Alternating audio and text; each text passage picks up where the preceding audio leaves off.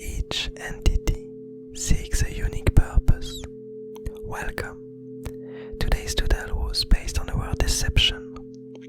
And for this peculiar one, we are coming back to actually two doodles that were happening not so long ago.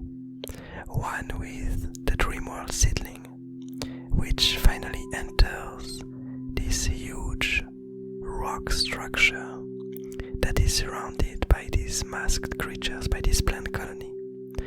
And we are also coming back to the really old seedling, the really old philosopher, this huge seedling that has been imprisoned by the seedling king, by the alchemist. And so the first pathway that I drew and that I used for this doodle was the burning shrub, which states that change is spread through one's psyche.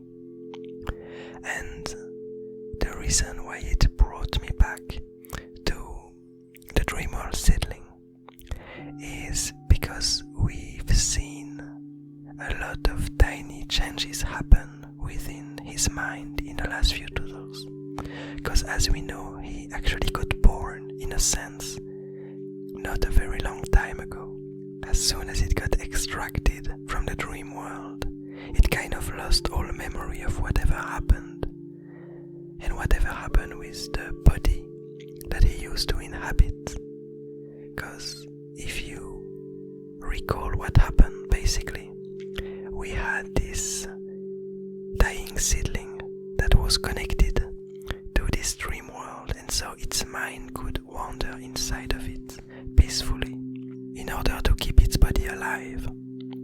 And so some events happened, and at some point the two got detached, and later one character ended up being able to free this dream world seedling from the dream world, leading to the collapse of this peculiar source of energy.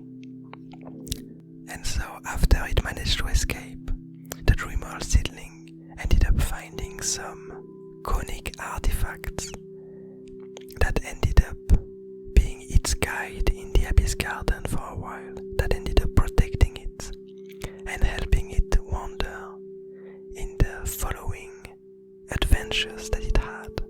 And so basically it kind of wanted to search for the reason of its existence, because it had so little information of where it came from and had almost no memory of what happened. It felt the need to understand the reasons why it was here and where it came from. And so these artifacts helped it to reach this rock gate, in front of which one of these creatures, one of these masked creatures, awaited it. And basically they had some kind of conversation with one another.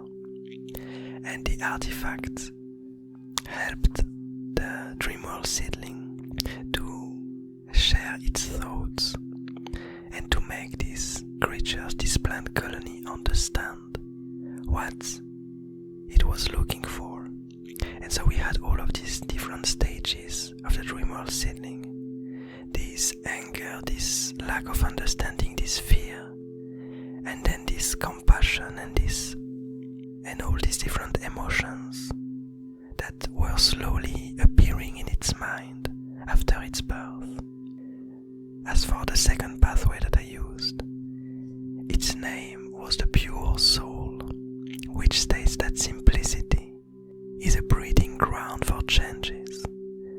And it kind of led me to the same notion, that simplicity is the state in which the dream world seedling's mind is in at the moment. In its head, it's still very simple. There aren't a lot of information.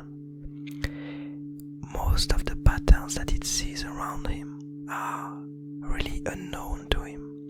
And so it's all new things. It doesn't yet has really emotions connected to these different informations. He doesn't really make sense of what's happening around him at the moment. And so, since his mind is really almost empty and extremely simple at the moment, with only a few building blocks. It means that a lot of changes can happen in it, and its personality can become drastically different depending on the things that will happen in the near future, just like a child, in the sense that the earliest events happen and the more impact they have on the rest of your existence. And finally, for the last pathway that I used, it was the revival. And it stated that old patterns never vanish. And so basically I knew when we came back to the dreamworld seedling that it was gonna enter this gigantic sphere of rock and discover what was inside. But I didn't yet know what was inside of this rock. With the previous pathways, I understood that whatever it's gonna find in its rock will end up changing its mind and having a big impact on the creature that it's gonna become, on the personality that it's gonna have in the future. And now with this last pathway, with the revival, what it brought back to me, also because the image, the drawing that's featured in this pathway is the beast, and the interloper inside of it.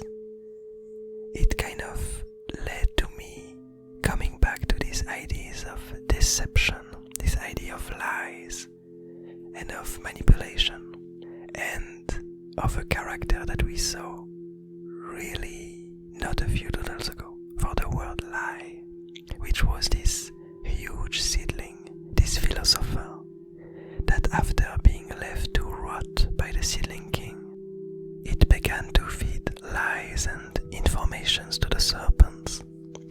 And we had this notion, this idea, that probably this huge seedling, this old philosopher, was trying to either get the serpents to let him escape at the end, or to influence them in order for them to do its deeds, and to kind of gather a following around them so that they would help him and protect him in the future.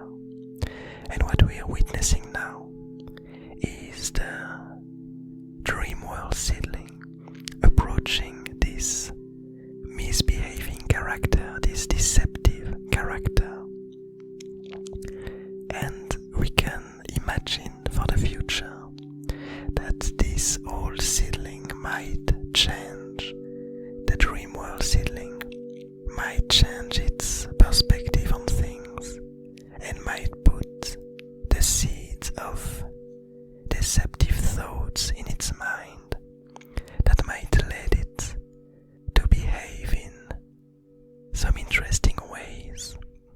And we might imagine that if this old philosopher still holds a grudge against the seedling king, the alchemist, we can imagine that this old philosopher might give pieces of information about the dreamworld seedling's past and turn it in a way that shows how much the alchemist had an impact on it, and how vile and emotionless its behavior was, how it led the dreamworld seedling to lose its bound with its body, and maybe try to implant in its mind the idea that the dreamworld seedling should seek vengeance and should try to find a way to get back at the seedling king, at the alchemist. And that's quite an interesting turn of events, because actually something else that's quite interesting in this doodle and in the informations that it adds to the lore is the fact that this old philosopher is hiding here in the middle of this plant colony. We don't have much ideas as as to why it ended up being here, and we don't exactly know if it is really here. We are not sure. There are a few possibilities and a few interpretations of this element. We can imagine that the seedling king chose this place to hide this old, ancient seedling in order for him never to be found by anybody else, and that it might have asked the plant colony to kind of keep it in chains, to keep it locked inside of this rock, because it does seem like the seedling king has a great relationship with this plant colony and these masked creatures. Or we can imagine that this peculiar rock is an interesting trinket held by the plant colony, inside of which one might find the answers to its questions. Some kind of wherever place where anything could appear inside of this mystical rock, of this trinket, anything that the person is looking for. And since the Dreamworld seedling was looking for answers, the box let him talk to this old seedling, to this old philosopher who holds so much information about the past. That's two quite interesting interpretations. Somehow I'm not yet sure which one makes the most sense in my mind.